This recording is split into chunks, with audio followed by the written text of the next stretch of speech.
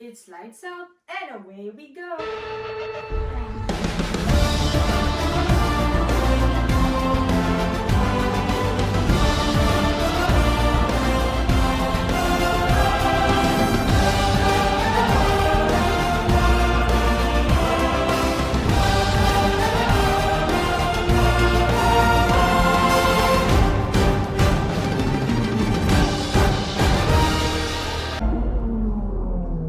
Bienvenue à un nouvel épisode de notre podcast. Aujourd'hui, on parle d'un sujet quand même assez important, les dangers de la Formule 1.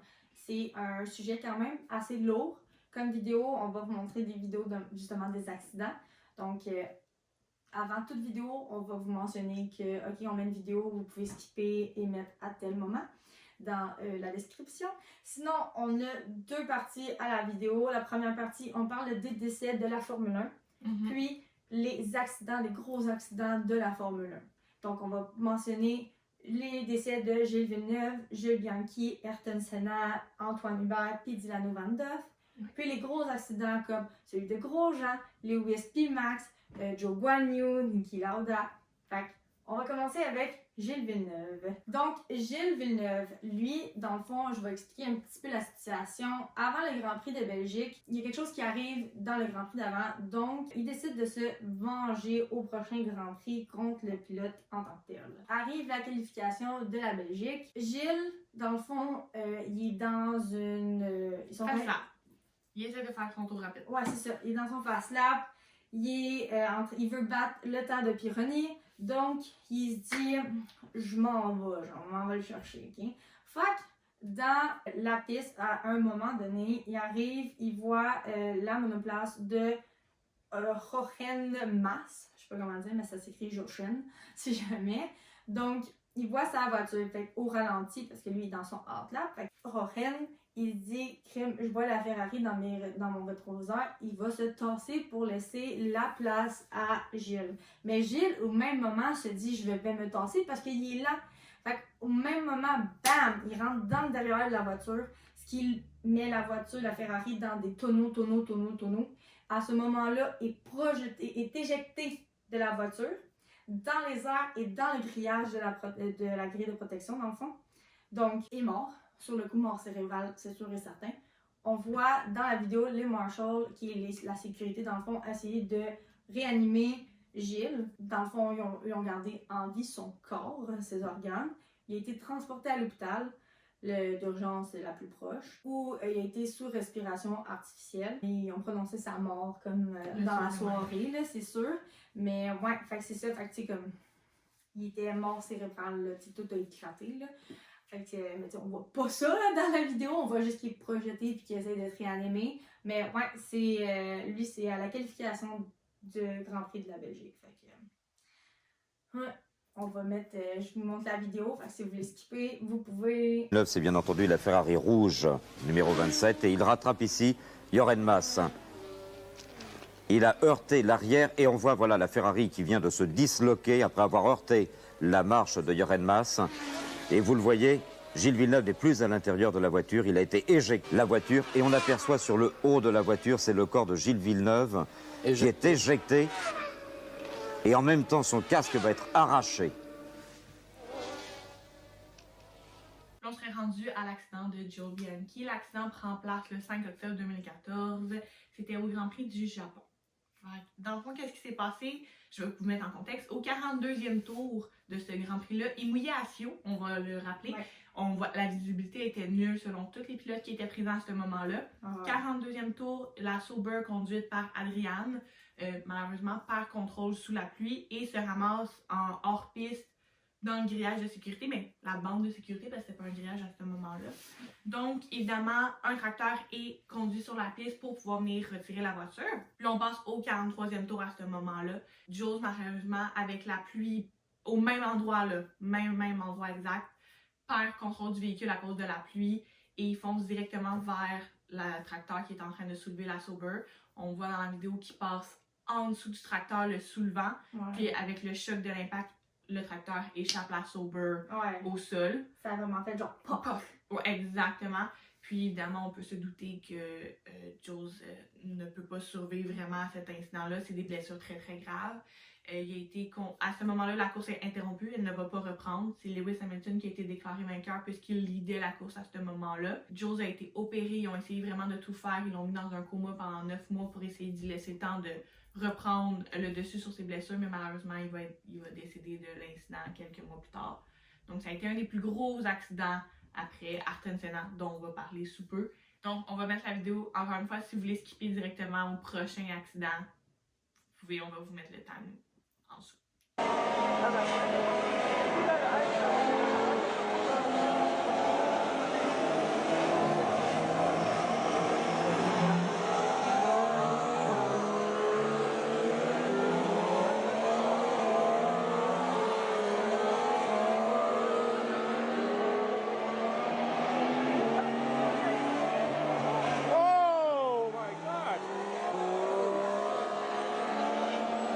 Donc, on est rendu à Ayrton Senna. Donc, Ayrton Senna perd le contrôle à 14h18 de sa monoplace et quitte la piste à haute vitesse, donc à 305 km/h. Puis il part tout droit dans la courbe ultra rapide de Tamburello avant de percuter un mur de béton dans un choc à haute vitesse qui est lors de l'impact 212 km/h. Donc, c'est hallucinant. La télémétrie, qui est une mesure de distance obtenue par des procédés acoustiques, optiques et radioélectriques, révèle que Senna a freiné fort. Au dernier moment, il décide d'accélérer pour tenter d'amortir le choc. Là, dans le fond, ça arrive. Là, il y a des rumeurs qui circulent dans le circuit qui dit comme quoi, OK, Ayrton Senna, il est sain et sauf. Mais finalement, ils n'ont aucun moyen de le soigner compte tenu de la gravité de ses blessures. Et sa mort cérébrale est constatée dès son arrivée à l'hôpital. Donc, qu'est-ce qu'ils font? C'est qu'ils le transfèrent dans un autre hôpital, puis ils tentent de l'opérer au cerveau comme dernier recours. Puis finalement, ils réalisent, les médecins, qu'il y a des lésions généralisées au niveau du cerveau, donc il ne peut malheureusement rien faire. Il constate son décès à 18h30, fait que legit 4 heures après, il est mort. Donc ça a été pour Ayrton Senna. Fait qu'on va vous mettre une vidéo qui n'a pas vraiment... On voit rien. Non, c'est ça. Fait que si jamais vous voulez voir, vous êtes intrigué, vous pouvez. Sinon, c'est pas long. Fait que vous allez pouvoir skipper directement après, regarder la description. Donc, c'est ça.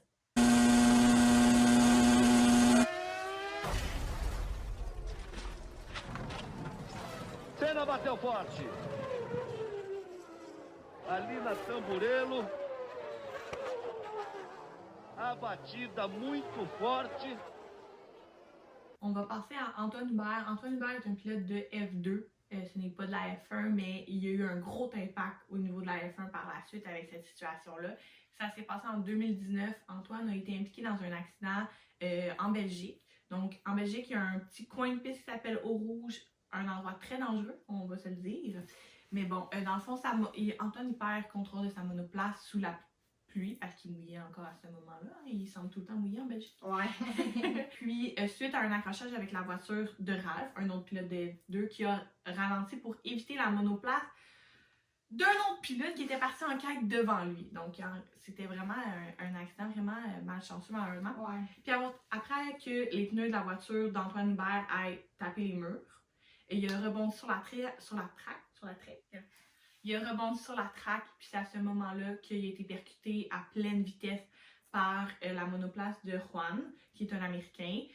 Puis sous la violence du choc, malheureusement, la voiture d'Antoine s'est juste désintégrée. Elle a été coupée en deux à l'endroit où Antoine était assis, donc il est mort sur le coup. Étrangement, quelques années plus tard, en 2023, cette année, Dilano Van Doff, un autre pilote de F2, a été tué à la même place, dans les mêmes circonstances, le même accident exactement. Pas avec les mêmes pilotes évidemment, puisque la plupart n'étaient pas inclus là-dedans. Mais malheureusement, il est décédé de la même façon. Donc c'est peut-être un signe qu'il faut écouter les pilotes quand ils disent que Eau-Rouge est très dangereuse. Donc c'est ça. Fait qu'on va vous mettre la vidéo, même affaire que les autres. Free saying that Huon is a more interesting. Go on! Oh, there's a big crash there. There's a car who lost it. Car has lost it on the way in. Oh no! That is a horrible accident involving the Sauber Junior team, and that is not what anyone wanted to see. A horrible smash at the top of the hill in Raidillon.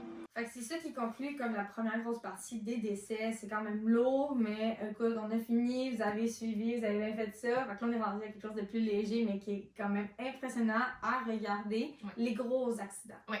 Donc, on est rendu à l'accident de Grosjean. On va commencer avec lui. On commence en force. Donc, Grosjean, qui est dans l'équipe de Haas. OK? Il touche le pneu avant de la voiture de Kvyat, qui est à ce moment-là chez AlphaTauri, avant de perdre le contrôle. Donc, il fonce directement dans la barrière. On peut voir une explosion massive, OK, au moment autour de la voiture de Romain. Donc, la monoplace de Haas prend en feu, elle se sépare en deux, choses qui ne devraient pas arriver dans les dernières années, surtout. Donc, Romain est pris dans les flammes, puis il réussit à sortir au bout de 28 secondes, ce qui a paru comme 1 minute 30. Là. Puis, comme dans Drive to Survive, ils font ça encore plus dramatique, donc on dirait un 5 minutes. Comme moi, legit, je pensais que c'était 5 minutes qui étaient là, j'étais comme, c'est parce que c'est bien long, là! C'est moi qui ai dit non. C'est J'ai genre 28 secondes. C'est vraiment très rapide. Non, c'est ça. Fait que là, puis il est sorti par lui-même. Oui. C'est impressionnant parce que t'es comme, il se passe quoi, là? Genre, tu le vois pas, là, tu sais. Puis écoute, toutes les marshals sont là, puis ils essaient de comme enlever le feu, puis on voit rien, là. Genre, on voit rien, puis il fait juste sortir, puis comme ils l'ont dit 2 secondes plus tard, il perd de ses mains, là. Fait que c'est fou, là. Puis, hein, quand on vous dit que Nomex, là, c'est genre. C'est fait exprès pour le feu, puis ça fait même, ça a sauvé la vie de Grosjean. Fait que, bref, encore un jour, on ne sait pas ce qui s'est passé pour que la voiture se casse en deux. Ça se sépare complètement, là, vraiment, scié, là. Fait qu'on ne sait pas ce qui s'est passé. Mais, fait que c'est ça pour l'accident de Grosjean. Fait qu'on va vous montrer un extrait qu'on a déjà montré, mais là, ça va être un peu plus complet. As they exited out of turn 3, and that looks very nasty indeed, and unsurprisingly, that is a red flag to turn 3, and you see Grosjean, one car out there, and then Grosjean to the right-hand side. Going My God, it's torn the car in half. No wonder the fuel came out of it. Yeah. I said the fuel was in the middle of the car, and it's literally... Whoa! And he's just gone straight across Daniel Kvyat there, as you can see. That's extraordinary. Yeah. It's just... The car has gone through the barrier, you see. The car's gone through the barrier. Wow, there's Romain Grosjean. Unbelievable. Goes on. Romain went with the front of the chassis underneath the barriers. Yeah. Extraordinary. Well, the halo saved his life. He's gone to the hospital now. On passerait tout de suite à un autre accident, celui de Max et Lewis en 2021 au Grand Prix de l'Italie. Dans le fond, c'est dans un tournant. Lewis puis Max étaient pneu à pneu, vraiment littéralement. Puis dû à une mauvaise manœuvre, un rebondissement de la piste, un beau mélange de tout ça, c'est la voiture de Max qui a embarqué littéralement sur celle de Lewis. Puis on peut vraiment voir le pneu arrière de Max qui roule sur la tête à Lewis avant de finir en avant de la monoplace grâce à l'halo qui a repoussé un petit peu le pneu. Puis on peut littéralement voir sur une photo genre Lewis qui a la tête penchée pour essayer de comme pas se faire écraser. Puis sur le casque, on voit la trace de pneu de Max. Donc, c'est à ce moment-là que je pense tout le monde en F1, les pilotes, les team principals ont fait oui, l'halo est peut-être laid esthétiquement, il sauve des vies. Ouais. Donc, c'est à ce moment, même Toto le dit, sans l'halo, mon pilote serait mort. Ouais. Fait que c'était vraiment un accident, tu sais, évidemment qui n'a pas causé la mort de personne, mais qui était assez impressionnant à voir. Sans le halo, il est mort, là. Oui. C'est sûr, c'est ça qui a empêché que ça soit genre plus profond, la roue, là. C'est voir une voiture sur une autre voiture en F1, c'était impressionnant à voir. Ouais. On va vous montrer une vidéo encore une fois. Racetrack now. And is he going to be ahead of Lando Norris? That's the big key. No, he's not. And there's Max Verstappen right behind Hamilton into the first chicane. Once again, it's wheel to wheel. Hamilton and Verstappen. And this time Verstappen and Hamilton have crashed out. And they are both out. As Hamilton came from his pit stop, rejoined the racetrack. Lando Norris was ahead. And in their desperation to stay ahead and to get ahead, the two championship protagonists have taken each other out of the Italian Grand Prix. Hamilton on the right-hand side, coming out of the pit lane, moves across. Did Verstappen have enough space in the initial part of that chicane? And then did he try and get a bit cheeky in the second part? Max hasn't done anything wrong there. It was fair enough to go around the outside. Lewis can't cross over until the white line finishes. See, Max's car hit the rollover hoop of Lewis's car. Yeah. That's where the damage has come from. He hits the sausage curb as well. That's what throws him back into the path of Lewis and then up into the air when his car makes contact with the Mercedes. That's what you get when you don't leave the space. Fait que dans le fond, l'accident de Zhou Guanyu, dans le fond, ça se passe avec plusieurs pilotes, ben plusieurs sont comme 3 là, je pense, mais c'est comme Joe, Pierre Gasly puis George Russell. Dans le fond, ben Gasly il freine. George touche le pneu arrière de Joe, le faisant perdre le contrôle de sa voiture. Fait que la voiture se retrouve à l'envers avant de continuer sa course vers le mur de pneus. Pile finit entre le grillage et le mur de pneus, chose qui est comme on n'a jamais vu quasiment. D'habitude, t'arrêtes avant. Mais non, lui, c'est comme ça a comme jumpé après. Fait que, tu sais, le pneu est là, t'as la grille, puis il y a du monde juste là, en arrière de la grille. Puis la voiture était à l'envers, drette là. Sans le halo, ben comme Joe ne serait pas en vie. Oui, puisque la voiture a traîné au sol. Ouais, c'est ça, elle a traîné. Fait que quand elle était à l'envers, elle a traîné, mais c'est le halo qui fait que c'est ça qui frotte et non la tête de Joe. Fait que, tu sais, comme à ce moment-là, écoute, George est allé voir son ami. Il a mis sa voiture dans la piste de gravel, puis il est sorti, puis il est allé aider Joe. Ouais. Il a couru, puis il disait à toutes les manchots, il était comme, vive ça. Il était comme, faut le sortir. Puis comme, Joe a vraiment eu peur là, pour sa vie. Là. Puis il était rassuré d'avoir George qui parlait, puis qui disait, ça va aller, on va te sortir de là. Puis George a quand même été disqualifié pour ça. Là. Ouais, parce que... Il est sorti de la voiture, parce qu'il y a eu bien des... C'est ça que je t'expliquais l'autre fois, là, il y a eu vraiment beaucoup de très mauvais... C'était vraiment de la mauvaise communication qui s'est faite, là. Fait que, mais c'est ça. Ouais, fait qu'on va vous montrer un extrait, mais ouais, on remercie le Halo encore une fois d'avoir sauvé la vie de nos pilotes. Yeah.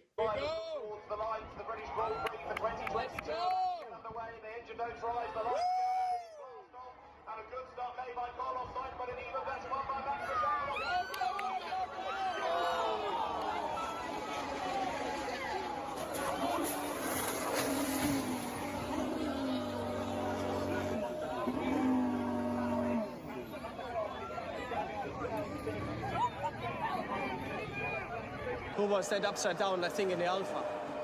It will look bad. It looked bad. What the hell? What the hell happened?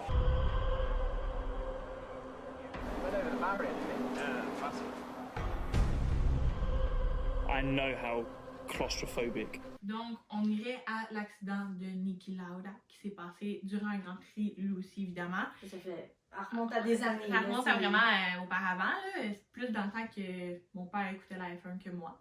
On s'entend. Il y a eu auparavant dans la course, un petit peu plus tôt, sa suspension a été endommagée.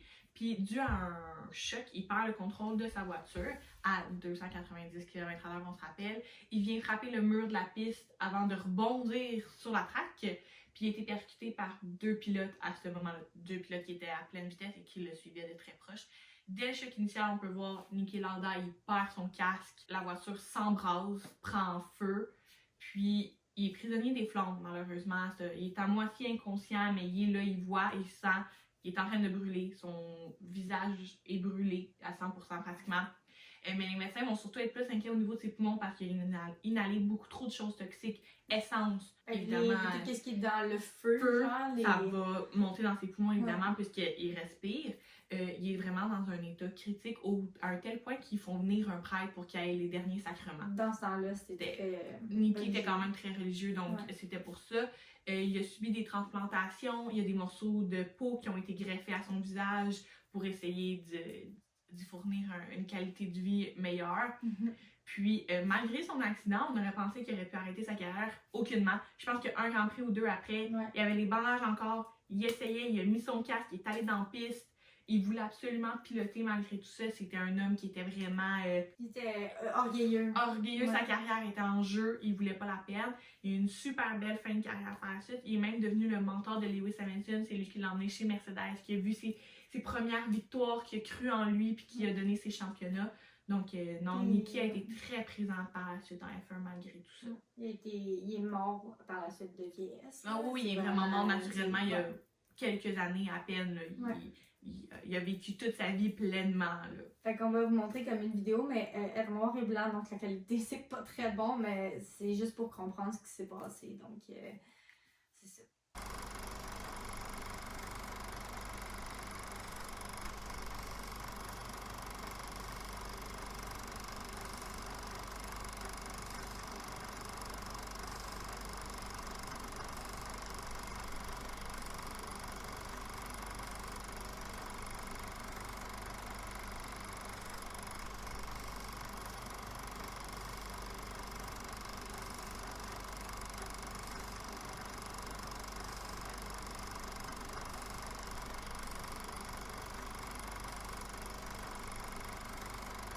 c'est ce qui termine la vidéo des dangers de la Formule 1. C'est pour vraiment, c'est une vidéo qui sert vraiment à vous montrer que c'est pas juste un sport, que les voitures, ça tourne en rond.